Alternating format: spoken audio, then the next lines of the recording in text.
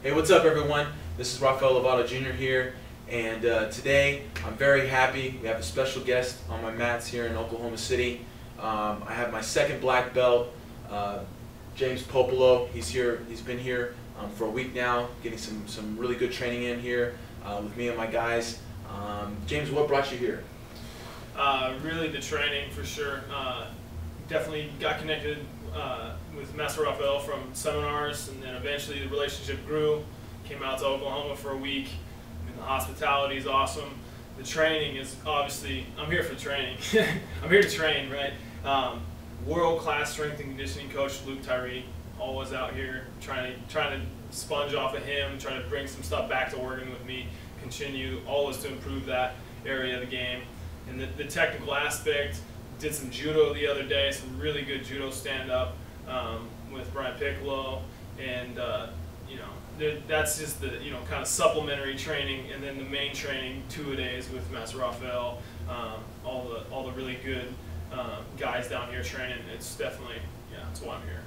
That's what I'm here for. So he's here. He doesn't live here. He's here for a week of training. James Puopolo and another one of my representatives in the Lovato Jiu-Jitsu Association, Ben Baxter. They're both black belts. They have an academy in Salem, Oregon.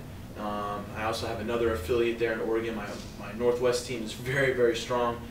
That's a lot to do with the hard work that James Puopolo has been putting in there for a long time. If you guys haven't heard or seen James, he was one of the top guys in the competition scene for Americans for the last solid 4 years. He was a purple belt world champion as a brown belt. He was a Pan American champion, finalist in the absolute at the Pan Ams, national weight and absolute champion brown belt, two-time medalist at the Worlds as a brown belt. I could go on and on and on. He's already an ADCC veteran, won the ADCC trials, and had a lot of strong performances.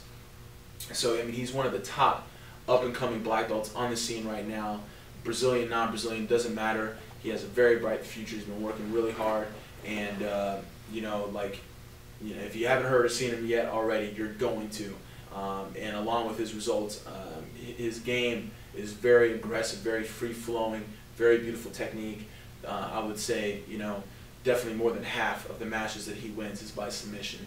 I promoted him at the end of last year. He became my second black belt after Justin Rader, and this year I've been fortunate enough to promote a couple more at my home base here in Oklahoma City. But James has a very interesting story, and it's actually quite similar to mine in some ways. The fact that out there in Oregon you didn't have access to a lot of high-level training and competitions and stuff. Is that true, James? Yeah, definitely. Oregon, the Northwest scene has definitely come up a lot in the last few years. When I started doing jiu-jitsu, there was, you'd hear stories, there's a black belt somewhere in Portland no one can find, Hicks and Gracie's been here, some stories like that, but you never really see that world-class training day in, day out. I was learning from a brown belt when I first started, and getting access to that high quality training, really a lot of it was definitely having to seek outside resources, bringing stuff back to the Northwest. It's not a hub of jiu-jitsu. Hard to bring, to convince a master from Brazil to come up to the rainy Pacific Northwest back at the time too. So, definitely, just trying to grind with what we had, for sure, for sure. Yeah, and it definitely worked out for you. I mean, despite all the obstacles of his location, and not having that high-level instruction, James was, he overcame all those obstacles. And when I promoted him at the end of last year, he received his black belt after 6.5 years of training, which is really saying a lot. Nowadays, for sure, there's a lot of people who are getting black belts very young, but many times they start when they're just little kids. And you hear some, of stories of people like BJ Penn and others who got it under five years. But really, I mean, I would say getting it under 8 years is very rare.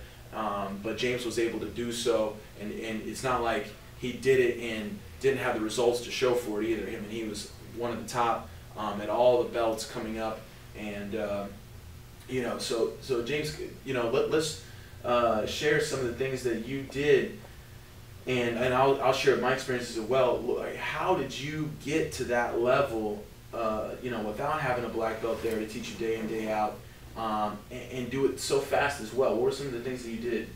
Yeah, definitely. I think there's a lot of similarities in our story for sure.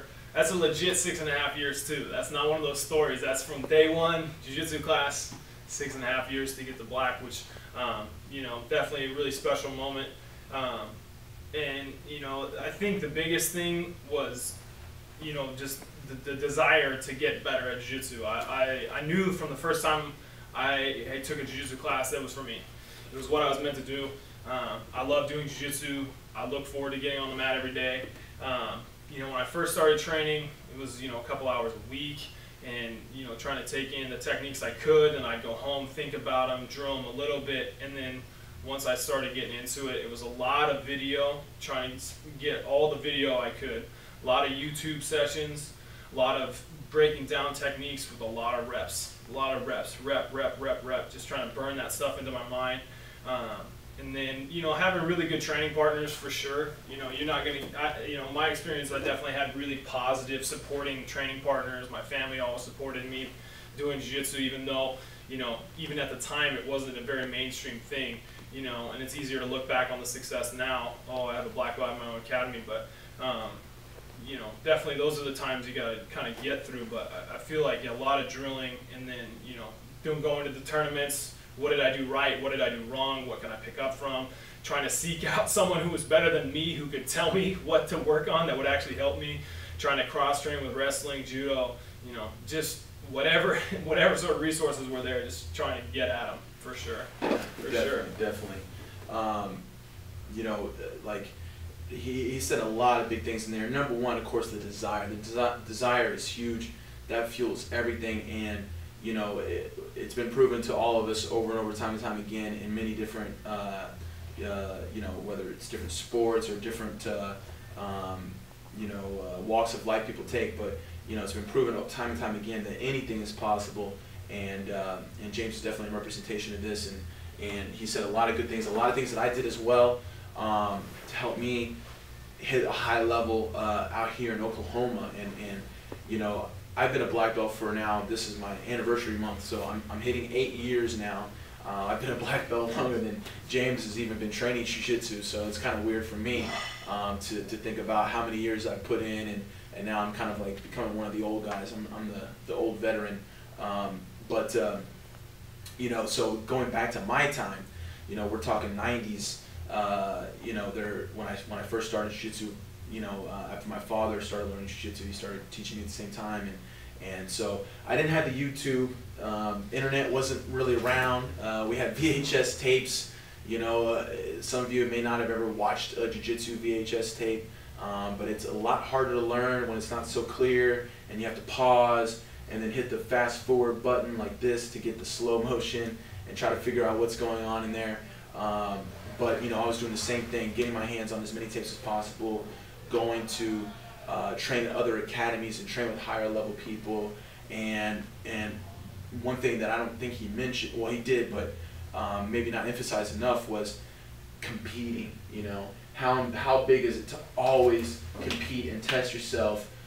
You know, I remember there's time, I mean, I was doing like at least 10 competitions a year, sometimes upwards of 15 competitions a year. You know, always competing every month, and then, you know, getting just competing itself. You know, you learn so much. You know, you get on the mat, you don't know what the guy's game is. You get exposed to so many different games that people play, and you get to find out what all your holes are, and come back and get to work on it, figure out what was going on, ask the questions. You know, I would always show up any place I went where I had someone to help me with a page full of questions ready to go. So look, here's what I need help with, and you know, it's, when I first started teaching James, he was a purple belt, and you know, and since then, every time I've been on the mat with him, he's always had questions ready to go for me. Say, hey, here's what I'm working on. Here's what's not feeling so good. What do you think? What do you recommend? You know, really being just to divulge yourself as a student, right, and analyze. I mean, would you say that's kind of the same mentality you had? Oh yeah. I mean, you got to be a student. I mean, and I'm actually a school teacher. I teach middle school math, and You know, that's really, I think, the most pure learning experience I've ever had has been doing jiu-jitsu. You know, what does it take to learn? You know, it's not necessarily a mystery. You know, what it takes to learn, you got to be in there, you got to be putting in your hours, you got to be practicing the right way, you got to be asking questions. Because if you're not asking questions, then all those holes that you find from getting tapped at a competition, is, you know, as painful as those are, that's what, I mean, it just fuels you. Hey, I need to talk to Master Rafael. This is a sticking point, and I got to get past this. And then you keep hitting those levels, you know, because there's definitely plateaus. But yeah, I just got to keep pushing through. And questions, you got to ask questions. That's big. Ask questions. You know, so many times in a class, anyone have any questions? No one. You know, and I'm sure that's the same on the mat where you guys are at too. You know, many people, you know, maybe they're shy to ask a question. 9 times out of 10 they probably don't have a question, or they don't think they have a question. But if you're really analyzing yourself and your game, you have no problem coming up with questions, because we're never perfect. You know, we're never perfect. Even in the most perfect day of competition or training where you sub everyone, you still probably lost to some positions in there. You might have got swept. You might have, you know, got behind at some point. So we're never perfect, and there's always, you know, areas we can improve, and you have to know that about yourself to ask the right questions to get better. And that was something that was extremely important for myself, because I didn't even have a black belt in my state. You know, when my father received his black belt, he became the first black belt in Oklahoma. I received mine a year later, and we became the first American father and son black belts in Brazilian Jiu-Jitsu. But you know, we were part of that first, well, not the first, but you know, a couple generations in of Americans who ever had access to jiu-jitsu, so there just wasn't. Apologize about that skip, guys. I'm gonna get right back into what I was saying, but you know, I remember whenever we'd ask those questions and we get our questions answered, I mean, that information was like gold. It was so valuable, and you know, a lot of times people lose that value for the information, the technique that's being presented to them, because they know they have it every day. You know, and when you don't have it every day, you really respect it, you really value it, and you really soak it up, and you drill it like crazy. I mean, like you said, tons of repetitions, you know, 10,000 reps, guys. That's what it takes to master a technique, master a position. For sure, you know, James is an excellent representation. He always has questions for me every time I was out there. And, you know, on top of that, he just has a killer work ethic, and he continually tested and challenged himself through all the belts. Now here he is, black belt. Just finished his first year's black belt. I remember my first year's black belt, a huge learning experience for me. I'd say that was probably the biggest jump in my game, was that first year as a black belt. And you know, now James has completed that, and we have our eyes set on him becoming the next American to win the World Championships as a black belt. And you know, I'm very happy and excited about that, because I'm a heavyweight and James is a heavyweight, and so it's very exciting for me to have my student kind of be the next generation of American black belt heavyweights. But how was this first year of competition, James? How are you feeling now? Like, tell us what winning the Worlds as a black belt to you, what does that mean to you, and you know, let us know what it's like now to be a black belt. Yeah, it's definitely, you know, it's been a lot of so much learning. I mean, almost overwhelming the amount that I've learned this year, to think about where I was at the end of the brown belt to where I'm at now. You know, and really, it's different. You know, it's kind of a crazy experience going through the ranks so fast, being over at the 80cc, you know, tournament over in England. You know, seeing all of my idols walking around, like, oh, I'm gonna fight these guys. You know. Kind of almost shell shock a little bit, looking at, you know, oh, I'm going to fight Andre Galvao, I'm going to fight Adolfo Vieira, I'm going to fight these really big names, you know, and definitely, like, it's been a really good year of knowing, hey, I can be on that level, you know. These guys are world class, and if I keep working, I'm going to be there too. You know, I think that's the biggest thing, and you know, always just constantly getting that positive reinforcement, keep working, keep going.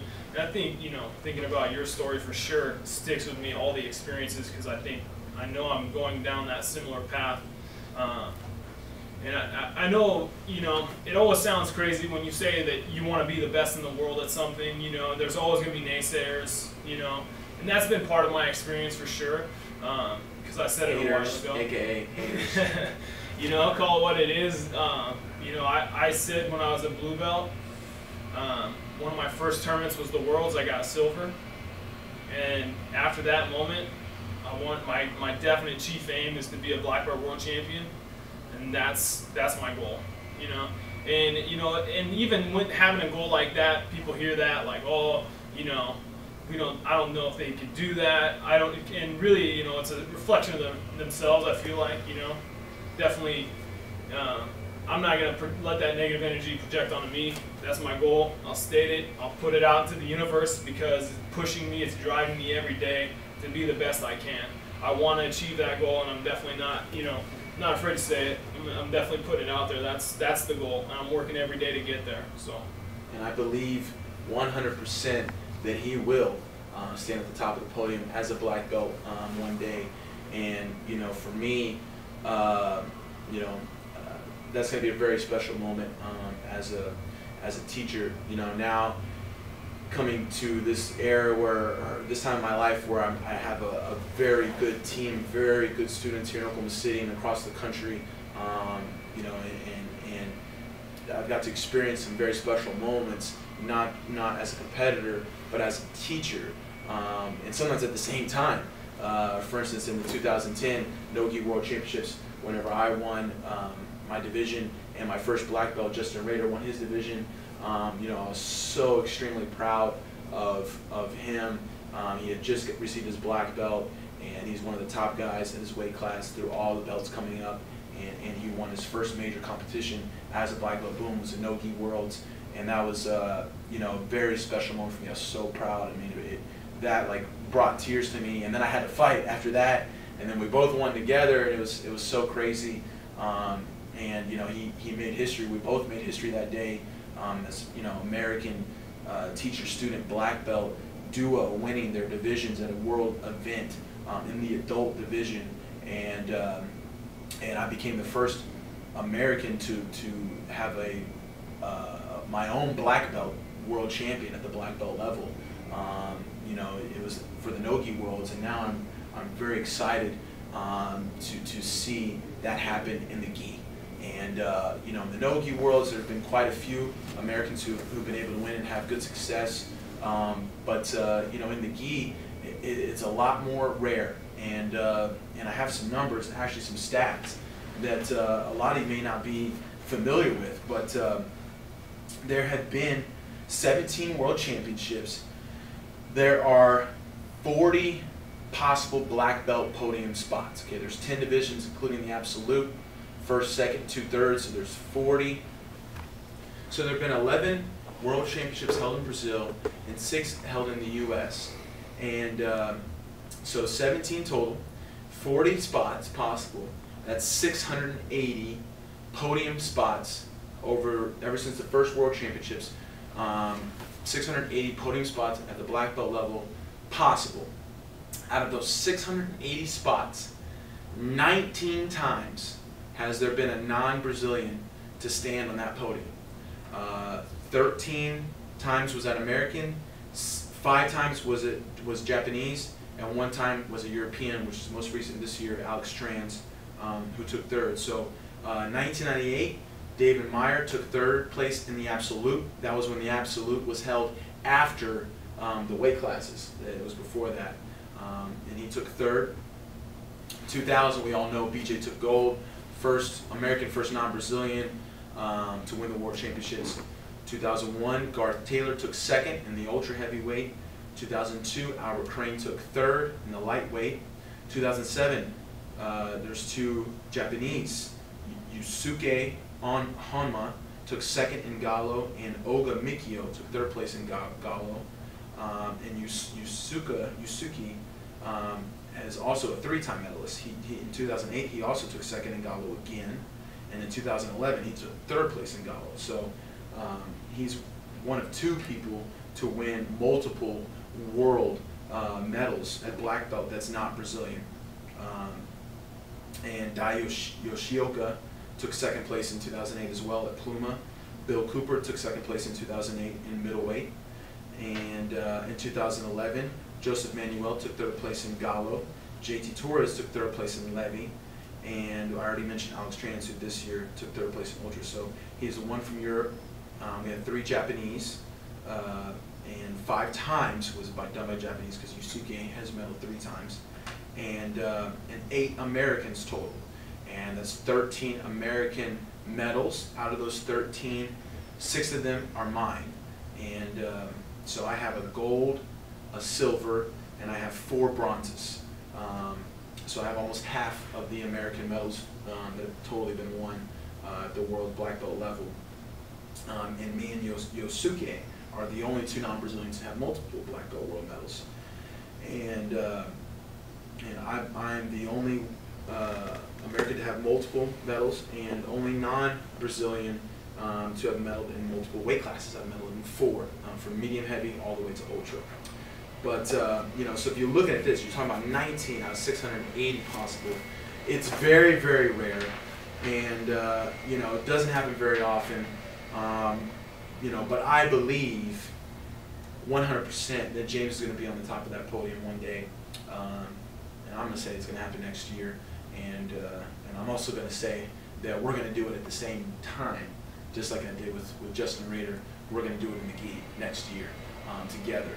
But I mean, looking at these stats, James, I mean, it only fuels the fire, right? Because it's so rare; it hardly ever happens. You get to make history, place your name in the history books.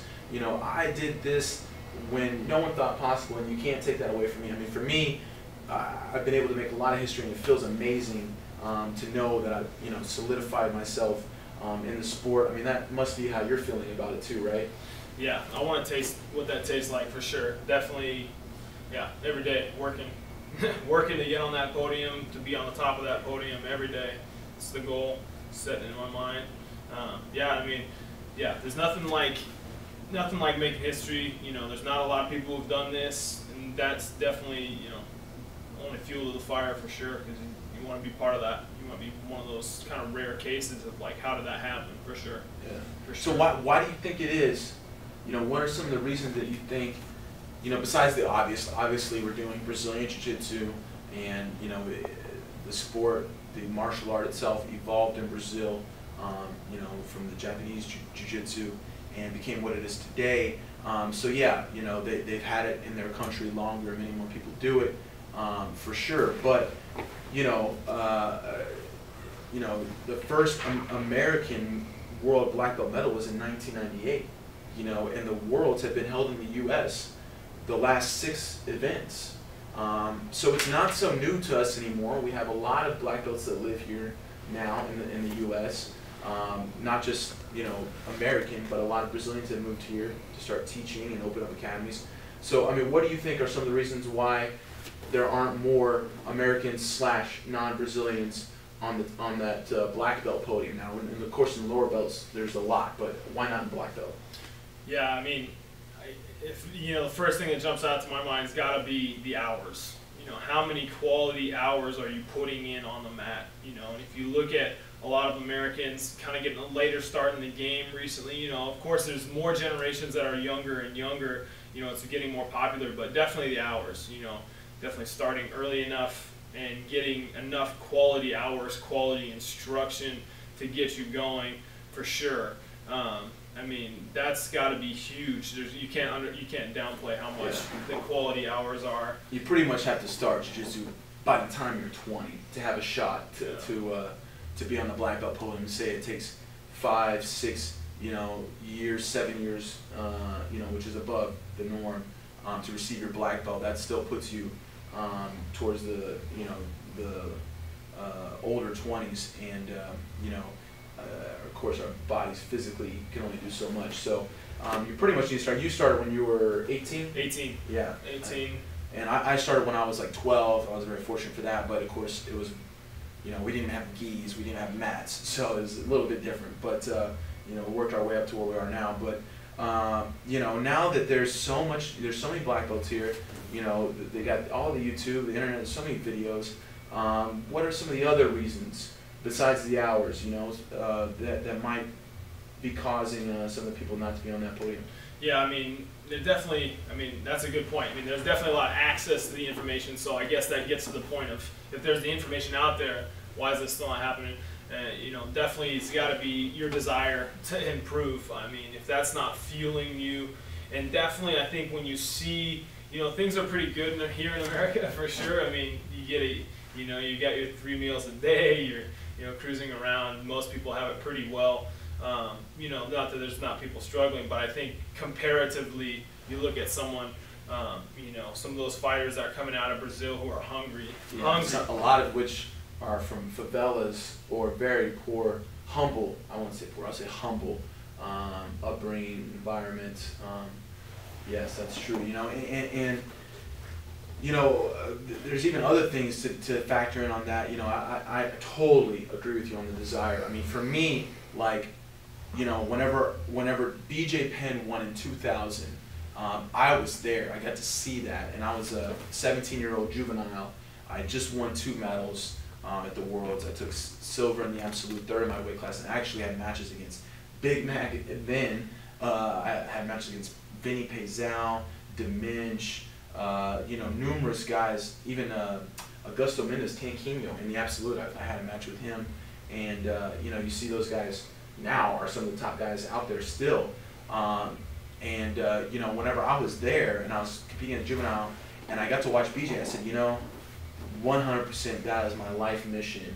I want to be the next American to do that. I got to see him do it, and I also had that confidence of knowing that I could compete with the kids who were in Brazil, who had been doing it since they were young, and had more access to black belts and good instruction than I did. I didn't have a black belt in my state, and so I set my mind to it. And I had that burning desire, not just hope, wish, nothing like that. I mean, we're starting to get into some of our Napoleon Hill conversations here, but you know, that burning desire. And what I think happens is many Americans have the desire initially, and you know, they want to win. They get the blue, they get the purple, maybe brown, and then they're starting to become, you know, 20-year-old, you know, plus men, adults in the world, and you know, many times that desire, you know, understanding how hard it is and what it takes, I feel like it gets lost.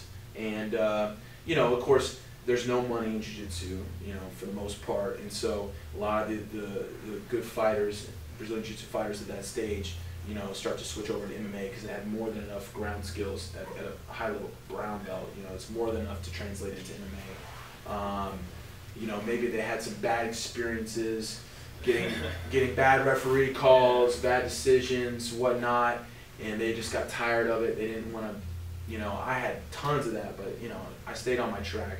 But many people fall off on that. They just don't want to deal with it anymore. And you know, when you're in your mid-20s, you know, life changes. You got to think about job, house, family, things like that. And so that desire, it gets lost. Whereas, like you said, in Brazil, you know, looking at, they have, you know, such a lineage of fighters. They have so many awesome fighters. It really is their way. I mean, they've seen it. They've seen how it can take someone from such a humble upbringing and give them so many opportunities to travel the world, be able to come to the U.S., make more money, teach, do seminars. They first make a name on the competition scene, and that's what really fuels them to, because that is their life. That is how they will live. Yeah. Would you say that you agree with me on this? Totally. I mean, that sounds almost like 100%. Like, if you guys want a good book to read, Talent Code talks a lot about some hot spots and definitely kind of, you know, what's gonna make you from 8 years old look up to want to be, you know, talked about like Dominican Republic with like baseball. You know, it's huge that they can see that, like you said, the lineage from here to there. Oh, I'm gonna get a better life, and that's definitely gonna be driving a lot of Brazilian guys. You know, they're fighting hard. They're training hard. They're thinking about it every day. You know, and yeah, I don't know. I mean, it's definitely interesting because I through my travels, who I've run into, it's not a whole lot of guys I've run into who really say, hey, my goal is to be a black belt world champion in jiu-jitsu, and like you said, like really kind of understand, like when I see this person work, I believe that really is what they're trying to do. You know, it's not just lip service, you know, which you hear from time to time, obviously, but when you see this person like, man, this guy's working, they want to get there. I don't know success sometimes. Yeah, I mean, you know, when life's easy, you know, it's good to have obstacles to overcome because it makes you stronger and it gives you that more desire, right, to maybe make someone proud or prove someone wrong or get out of a bad environment to get to a better environment, right? I mean, you Proving know, people wrong. Exactly. Exactly. That's one of the best fuels I know for myself. So anyone out there who says I can't be a world champion, please try to get in touch with me and let me know. So yeah. Put that up on my wall. No, I mean that's the frame of mind you gotta have. Absolutely. You know, that's how I had. I mean, and I still carry that with me to this day. Almost that chip on my shoulder. You know, like, man, I trained my whole life in Oklahoma City. You know, without you know, a black belt here to teach me day in, day out, and you know, to start from that and be where I am today, and still be out there competing and testing, challenging myself. You know, I definitely, you know, you have to have that fuel. You have to have that burning desire to, you know, go above and beyond what most people do. You know, and in fact, it's 97% of the people, you know, don't get to experience those special moments. And for me, you know, winning the Worlds is a lifetime moment for me that I will never forget, and I can immediately think back and visualize the situation, scenario, and just what it felt like. And it almost, I mean, like when I think about it, I mean, I get goosebumps. It'll bring me to tears, like to think about what that moment felt like. I mean, a culmination of a life's work. You know, finally, I mean, just like with the Olympics going on right now, and like all those athletes, you know, years upon years to be there in that moment, get their hands raised, be on top of the podium, you know, is amazing feeling. And I'm sure, I know that's what's in your mind day in, day out in the training. You know, when you're sacrificing, you know, getting up early and traveling and working around your job as a teacher, you know, and doing the crazy things that everyone looks at you like, what are you doing this for? You're not getting a lot of money. What are you know? Yeah. I mean, right? That's in you, right? I mean, yeah, it's definitely. I mean, you gotta think to that moment. I had a taste of the moment at purple. You know, I tasted a little bit at blue when I didn't quite get there. I tasted it at purple. I really wanted it at brown, and I didn't get it. And now it's, you know, the big show. You know, I see those wins. You know, you see those epic wins in 2008 Worlds. You know, Master Shanji wins the absolute. You know, see. Master Rafael won in 2007. You can start picking up on those. You competed at 2007 Worlds, right? That was the first time I ever heard of Rafael Lovato Jr. Was, yes, definitely. You were a blue belt that year. You took second. I took second. Yeah, 2007. Wow. 2007. So. And here we are today. Yeah, so crazy. It was, yeah, it was funny how the world works for sure. But yeah, definitely. I mean, that's on my mind. Yeah. I want to know what that feels like. And you know, like I said, it's going to be such a special moment for me, and I know James is going to be able to achieve that. And now you guys have seen this conversation, seen us talk about it, and so when it comes true, you're going to say, you know, I saw that, I saw them talking about it, you know, almost a year before. And but in fact, this has been our conversation for the last, you know, 4 years, 3-4 years, ever since I started teaching and training with James, and I know he's going to get it done. And you know, as I mentioned, you know, I can immediately put myself back in that situation. You know, those moments never leave you. And that time when I won the Worlds, I won in the last 10 seconds. You know, I was down by an advantage, and I was able to tie the score and earn the decision because of my more aggressive attacking style of jiu-jitsu that I played in that match. But you know, to finish things off, I'd like to share with you guys exactly how I set up the technique, the Omoplata, that made me a black belt world champion. All right, so this will be the last little bit I'm going to share we'll share with you guys before we end this video. So let's get into position here. Okay, so let's turn this way. I like to look for the Omoplata a lot when they're bringing the pressure, they're bringing the weight on me, okay? And I'm that year I was heavier, and I went up to make sure I wasn't in the same division as Professor Shanji, and so I was in the ultra heavy. I gained my weight. I was in there. I was fighting all these bigger guys, and they all pass on their knees low, heavy on me. So it's very important that I have my knee shield here in front of their shoulder and chest, and I also use my arm a lot to connect my elbow to my knee, use my forearm to protect.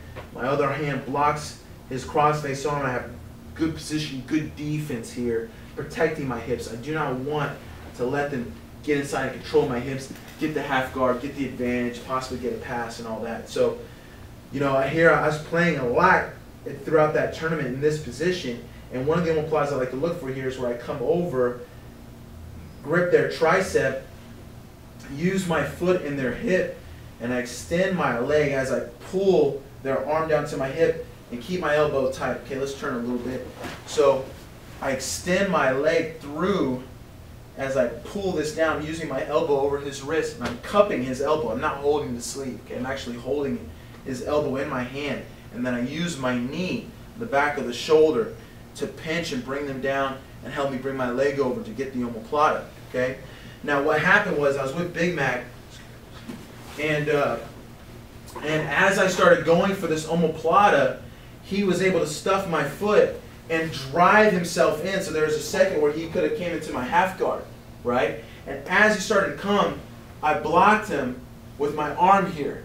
Okay, very important that I block his head. Okay, and not everyone can do this, but one of the keys to make yourself more flexible is to be sure you're on your side. And I was already on my side working this as he drove in, and I just blocked, and I started to bring my leg up still, and from here I can catch my shin and bring my leg over in front of his face before he drives into my half guard, and then use my leg to extend against his face to help me come out and catch the omoplata. And the way he was over me, yeah, like this, and I had threatened this arm bar against his elbow here, and was able to secure the position and get the advantage that tied the score in the last 10 seconds and won me the match.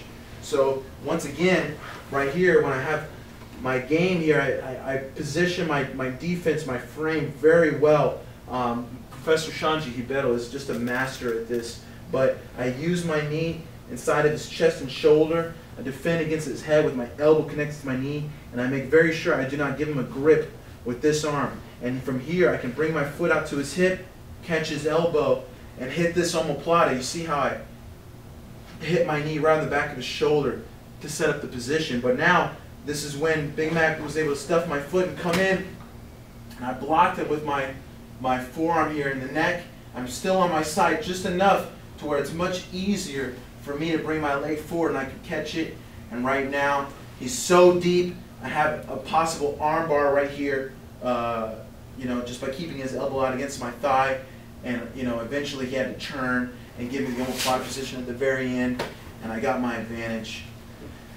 And then I had to sit down on my knees while the referee saw. You know, time moves very, very differently in those circumstances. And then you got to stand there, not sure whose arm they're going to raise. And then when they do, it's just this. I fell to my knees. It was, you know, a moment I'll never forget. And I can't wait to see you have that moment. And you know, it's going to also be a very, very special moment for me. But I know what's going to happen. And anyways, guys, you've now met James Puopolo, top up-and-coming black belt on the scene, representing for America. Guys, you know, it's so important that we produce American black belt champions. I'm dedicated to that. That's what I'm trying to do here day in, day out with my students, not just in Oklahoma City, but across the country, with James Puopolo in Oregon. Look him up if you're ever there. Him and Ben Baxter, another awesome black belt who's also up and coming on the scene, going to do very, very well. They have Academy in Salem, also Lovato Jiu-Jitsu affiliate in Seaside, Oregon, the Seaside Jiu-Jitsu Academy. My boy's named Zach Adamson, so we have a strong team in Oregon. Lovato team is well represented out there. And that's right, that's right. So anyways, any last words, James, for everyone else? You know, gotta appreciate definitely all the support I've received from everyone out here in Oklahoma City, and Master Rafael for sure. Thank you guys for watching. You know, yeah, and you know, like Master Rafael was saying, you know, that's the goal. You know, put it out there. You know, hope you guys take a look at me, keep track of the progress. Support James. Every day, pushing it every day, trying to be the next American. That's right, guys. All right, we'll talk to you soon, and have good training. Hope you guys enjoy the technique and the little conversation. All right, take care.